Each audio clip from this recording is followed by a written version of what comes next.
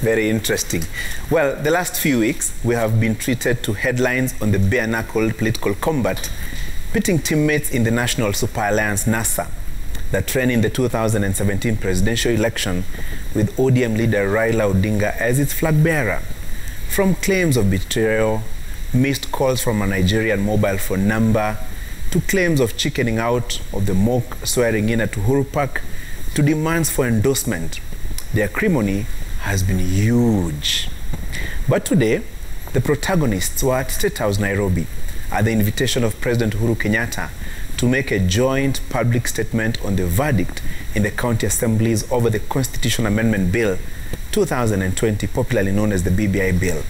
You see, anyone who followed the four leaders closely in the last 2 weeks and carefully read their statements would have been forgiven to think that the quartet would have never seen eye to eye, let alone share a platform to issue, yes, a joint statement on BBI. I don't know if I'm the only one wondering whether Musalia Mudavadi began the meeting by telling Raila Odinga about his risasi ya mwisho and the borrowed gun. I doubt that the leader of ODM, Raila Odinga, referred to his former NASA colleagues as cowards during that meeting. The truth is, we did not hear of any exchange of harsh words or signs of acrimony at the meeting. How else would they issue a joint statement if they didn't have a cordial meeting? They all looked happy and content, and probably even had moments to share a cup of tea. After all, President Uhuru Kenyatta often invites guests for tea. I doubt there was an exception today. So where were the harsh words and the heavy English words penned in this leader's name by their handlers and cheerleaders? Well, for me, that is not the real problem. My concern is that their supporters out there, particularly on social media, were on each other's necks, obviously fighting a war that doesn't belong to them. I have on this show said political quarrels are fomented and pushed from the top, but fought by those at the bottom. Read supporters. However, political reconciliation and pacts happen at the top, and spoils shared up there once again. They really trickle down to the ordinary folk. So clearly, it ought to be none of our business when political leaders quarrel at the top. In any case, when they make up, they don't make it our business down here. But do we ever learn? It is their game. They play it as they like.